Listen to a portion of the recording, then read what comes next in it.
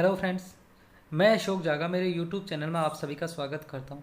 आज हम कवर करेंगे government of India department of space में जो द्रव नोदक प्रणाली केंद्र बलियमला त्रिवंतमपुरम में है, उसमें जो टेक्नीशियन बी पोस्ट के लिए जो फीटर ट्रेड का पेपर हुआ था 4 मार्च 2018 को, उसका डिटेल सॉल्यूशन आज हम कवर करेंगे। इसमें टोटल नंबर ऑफ क्वेश्चन 75 और एक क्वेश्चन 4 मार्क्स का है। तो टोटल मार्क्स कितने हो गए? 300 हो गए। और टाइम कितना होगा? 2 आवर्स हो गया। ठीक है, कवर करेंगे। चलो स्टार्ट करते हैं।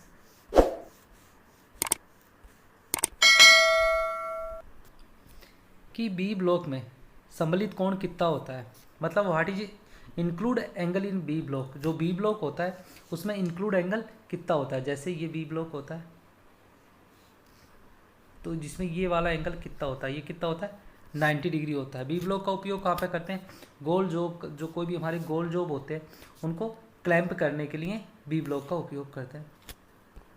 अगला क्वेश्चन, बृहद वृत्तों को विन्यास करने हेतु प्रयुक्त उपकरण कौन सा है, मतलब the tool which use to laying out large circle, मतलब लार्ज सर्किल बनाने के लिए कौन से टूल का उपयोग करते हैं। तो वहाँ पे हम ट्रेमल का उपयोग करते हैं। किसका उपयोग करते हैं?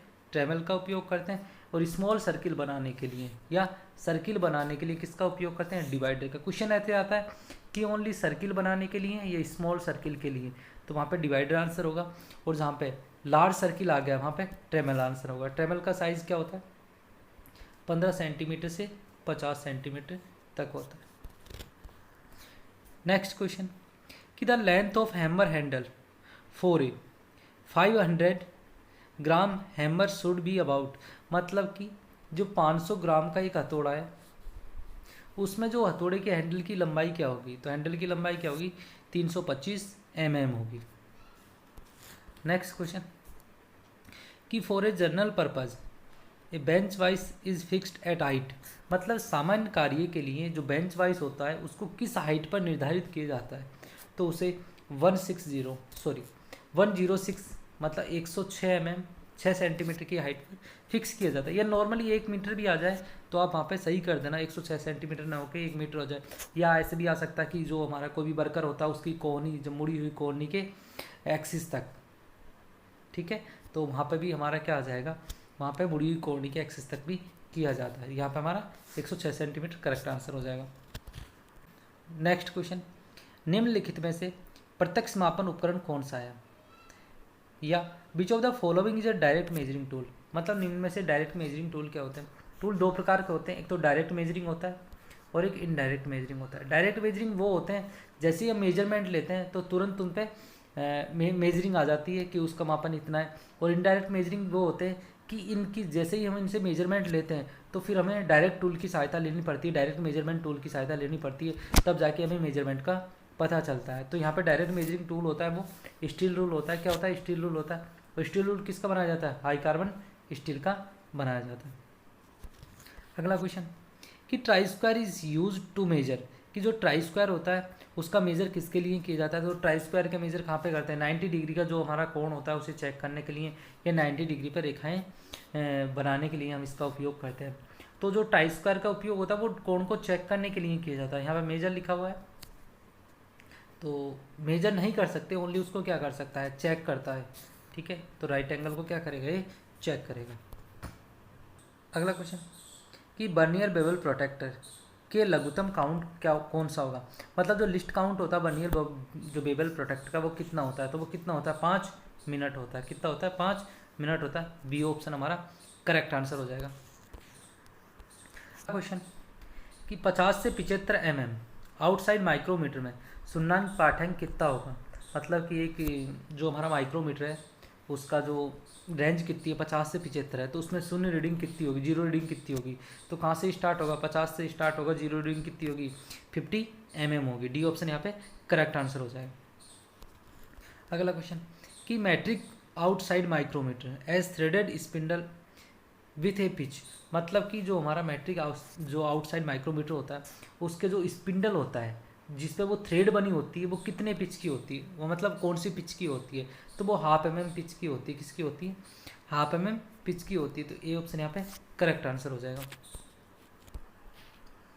अगला क्वेश्चन, ये माइक्रोमीटर हैज़ एरर दे रखी है, नेगेटिव एरर दे रखी है, और उसकी करेक्ट रीडिंग हमें पता करना, और मेजरिंग रीडिंग इसने दे रखी है 40.48। तो यहाँ पे क्या होगा, माइक्रोमीटर में दो प्रकार की हमारे एरर आती है, एक नेगेटिव एरर होती है, एक पॉजिटिव होती है। एक पॉजिटिव होगा और एक नेगेटिव होगा।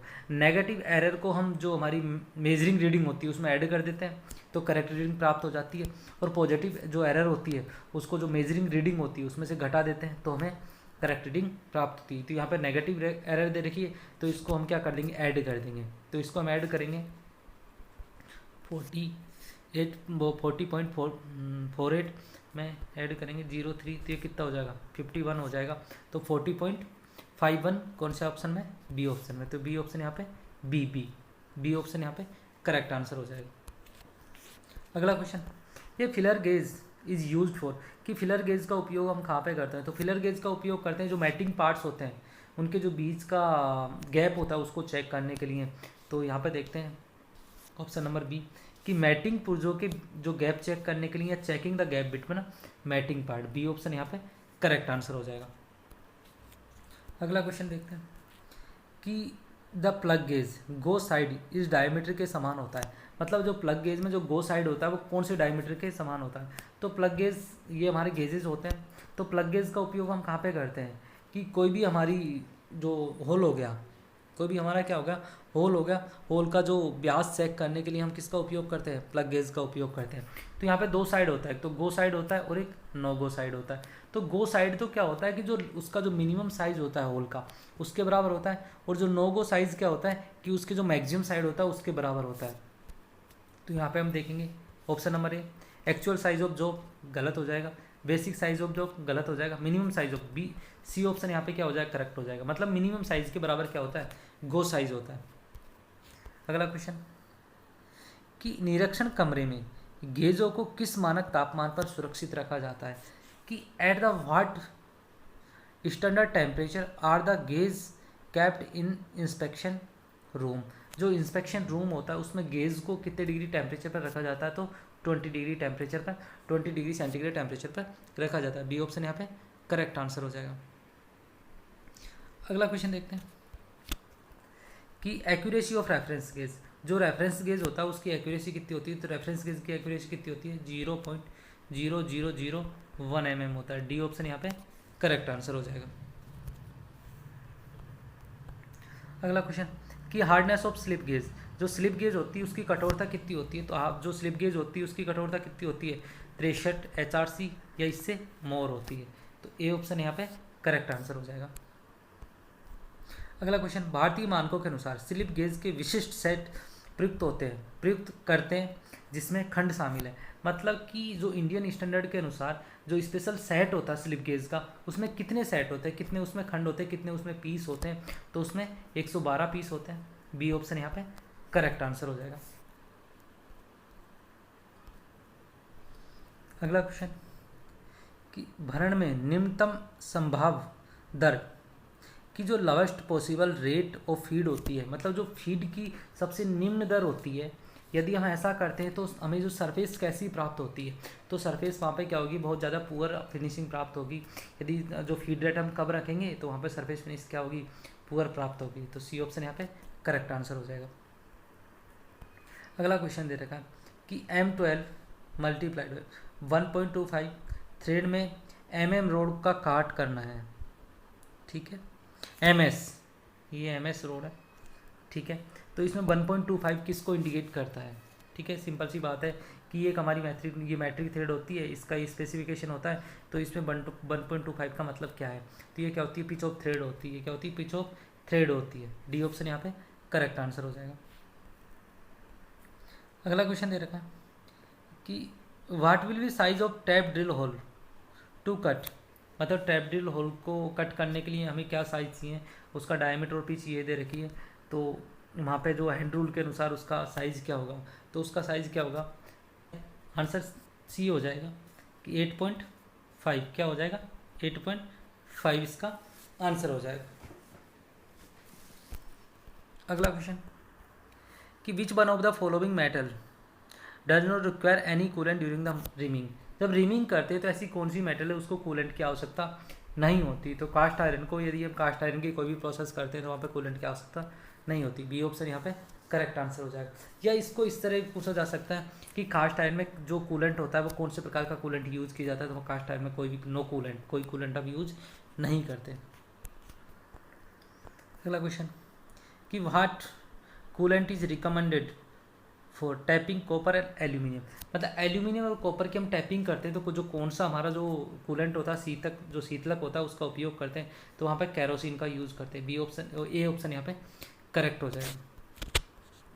नेक्स्ट क्वेश्चन, ये छिद्र है जो एक घटक को पूर्ण गहनता से नहीं बना हुआ है तो उसे कौन सा छिद्र बोलते हैं। मतलब यही होल है not made through full depth of component. तो हमारे होल दो प्रकार के होते हैं, एक तो थ्रो होल होते हैं और एक ब्लाइंड होल होते हैं। थ्रो होल वो होते हैं जो कोई भी कंपोनेंट के आर पार होते हैं।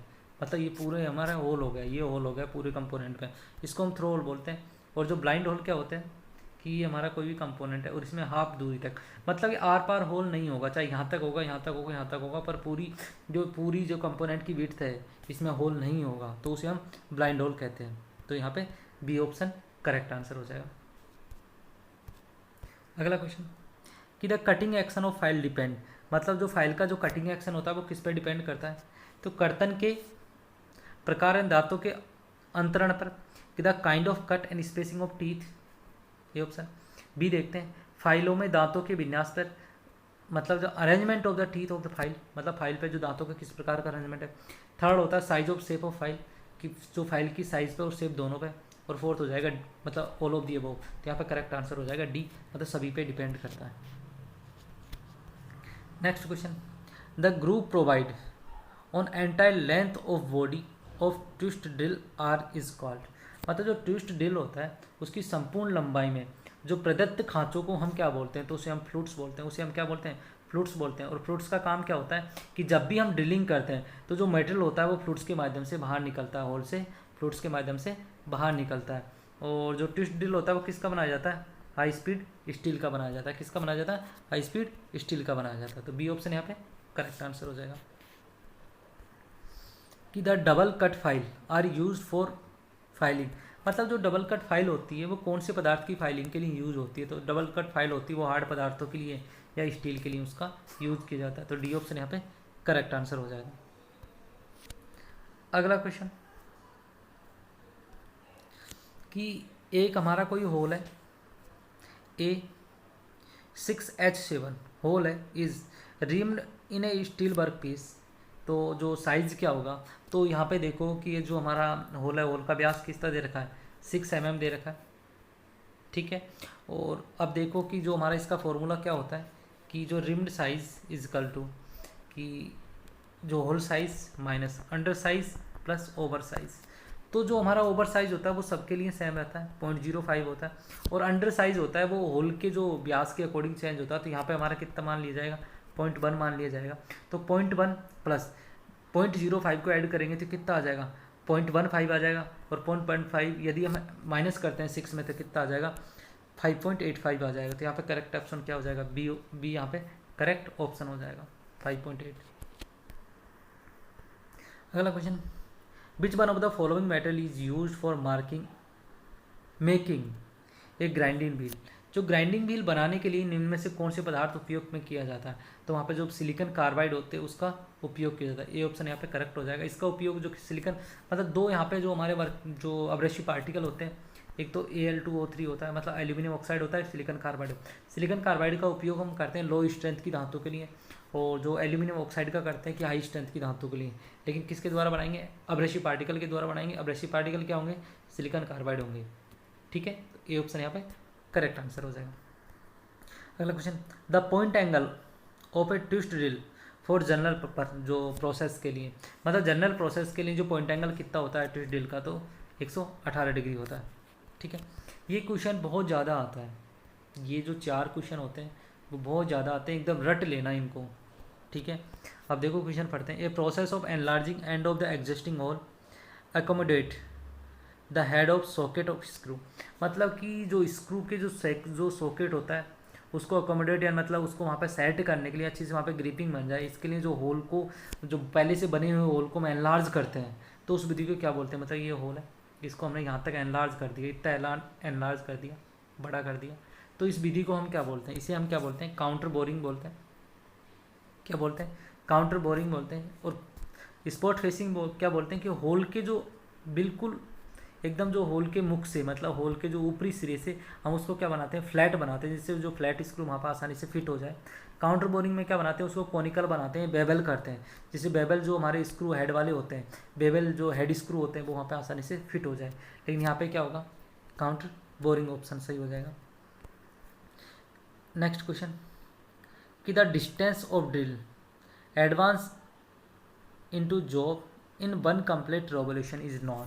तो एक जो डिस्टेंस होती है वो एक रेवोल्यूशन में जॉब के अंदर कितना जाती है, कितना उसके अंदर एडवांस होती है, ठीक है, कितनी डिस्टेंस उसके अंदर जाती है, उसे हम क्या बोलते हैं, तो उसे हम फीट बोलते हैं, उसे हम क्या बोलते हैं, फीट बोलते हैं। इसकी यूनिट क्या होती है, mm पर रेवोल्यूशन होती है। सी ऑप्शन यहाँ पर करेक्ट आंसर हो जाएगा। कि rate of feed of depend, मतलब जो भरण होता है उसकी दर किस पर आधारित होती है।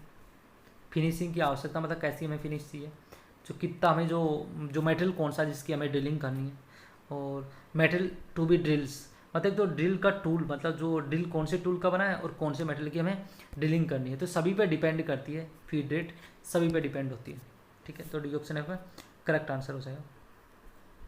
कि विच अमॉन्ग द फॉलोइंग जो आर्टिफिशियल अब्रेसिव, कि निम्न में से जो आर्टिफिशियल अब्रेसिव होते हैं वो कौन से होते हैं। अब्रेसिव दो प्रकार के होते हैं, एक तो नेचुरल होते हैं, एक आर्टिफिशियल।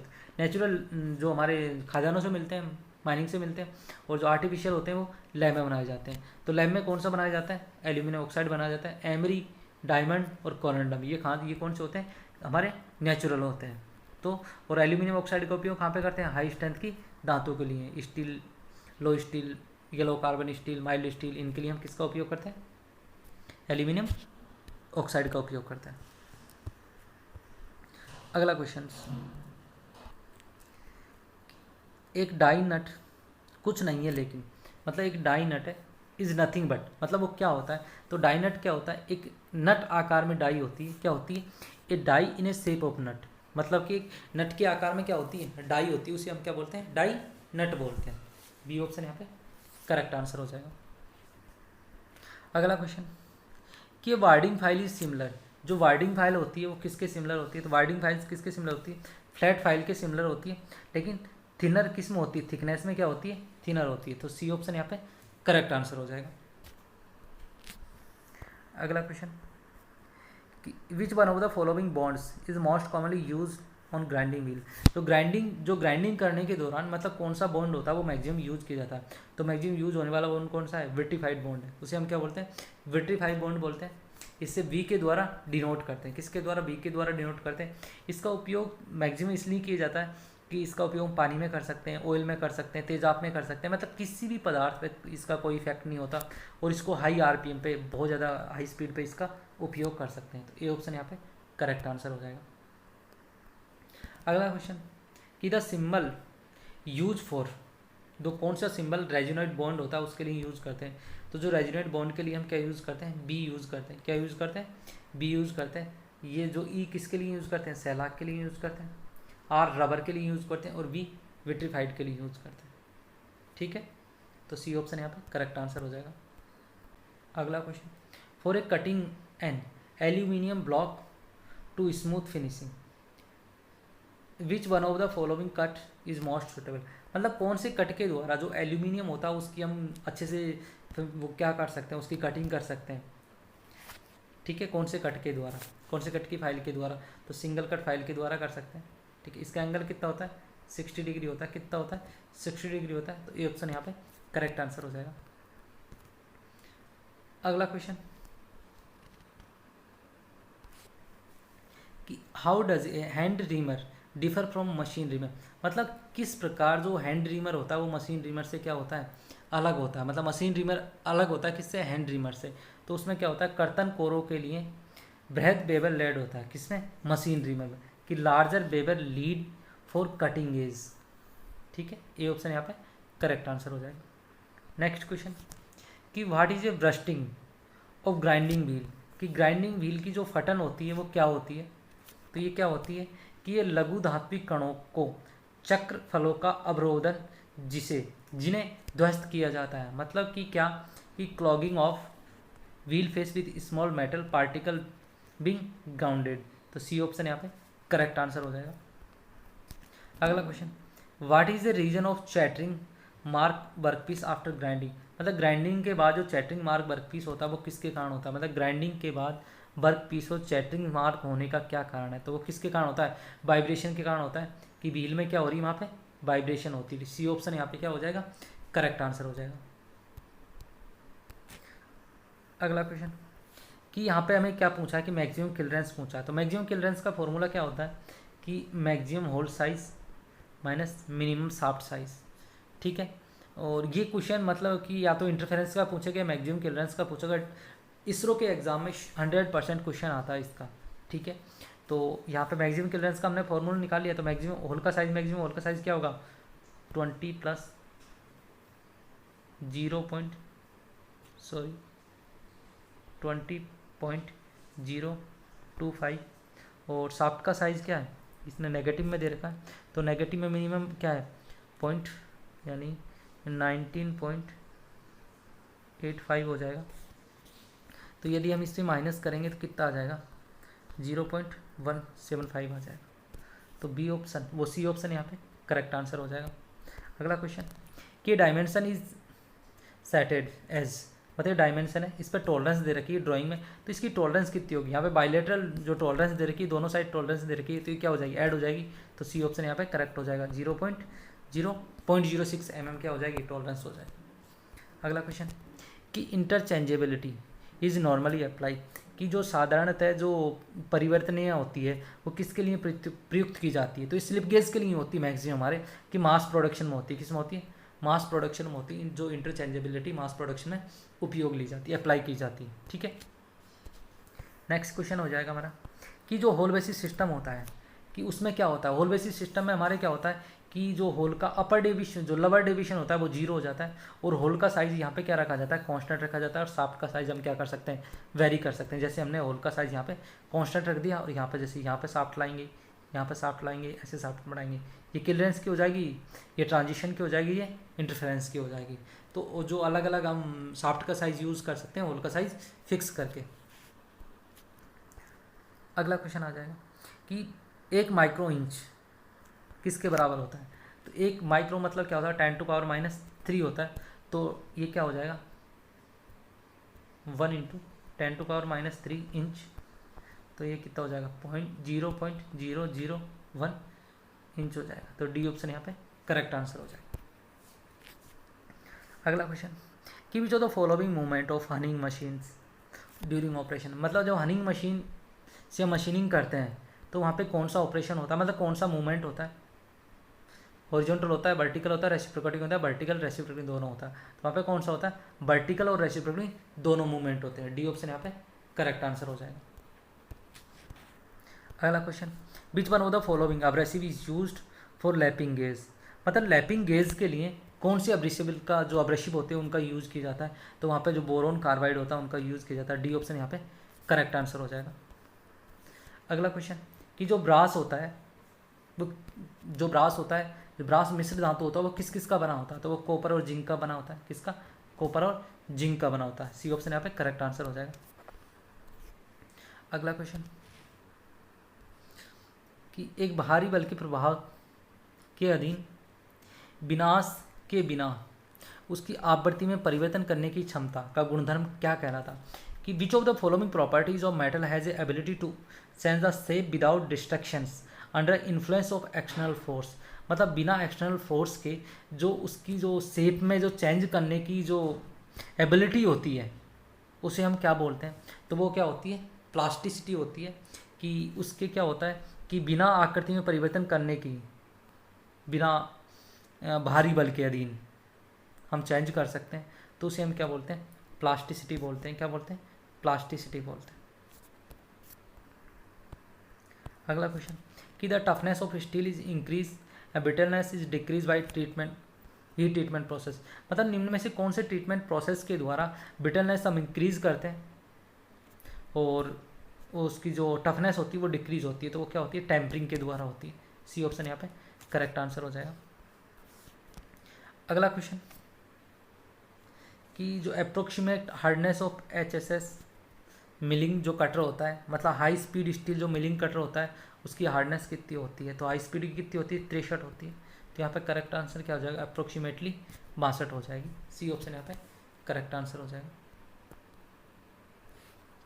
अगला क्वेश्चन कि विच one of the following quenching media is used for hardening high speed steel tool, मतलब जो हाई स्पीड स्टील टूल होते हैं उनमें जो हीट ट्रीटमेंट के दौरान जो क्विंचिंग मीडिया होता है वो क्या यूज़ किया जाता है, तो वहाँ पे क्या यूज़ किया जाता है, ऑयल यूज़ किया जाता है। क्या यूज़ किया जाता है, ऑयल यूज़ किया जाता है। सी ऑप्शन यहाँ पे करेक्ट हो जाएगा। अगला क्वेश्चन कि after hardening process metal become more hardened also become more, मतलब कि हार्डनिंग प्रोसेस के बाद मेटल हार्डेंड तो होता ही होता है, उसके साथ कौन सा प्रॉपर्टी का गुण और आता है, तो वहाँ पे क्या होता है, मेटल ब्रिटल होता है। क्या होता है, ब्रिटल होता है।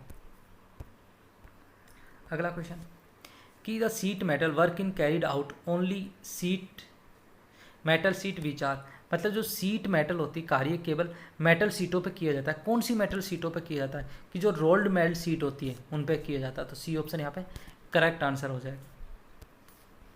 अगला क्वेश्चन कि मलेट किसका बना होता है, मलेट किसका बना होता है, ये हमारे लकड़ी का बना होता है। किसका बना होता है, लकड़ी का बना होता है। मेटल क्या जो मलेट क्या होती है, एक हैम्बर होती है और इसका उपयोग कहाँ पे करते हैं, सीट मेटल में करते हैं। तो सी ऑप्शन यहाँ पे करेक्ट आंसर हो जाएगा। अगला क्वेश्चन कि the position in which exist to weld, मतलब निम्न में से कौन सी पोजीशन के द्वारा हम सबसे आसान तरीके से बेल्डिंग कर सकते हैं, तो वो कौन सा हो जाएगा, फ्लैट हो जाएगा। समतल पोजीशन के द्वारा फ्लैट जो पोजीशन में आसानी से बेल्डिंग की जा सकती है।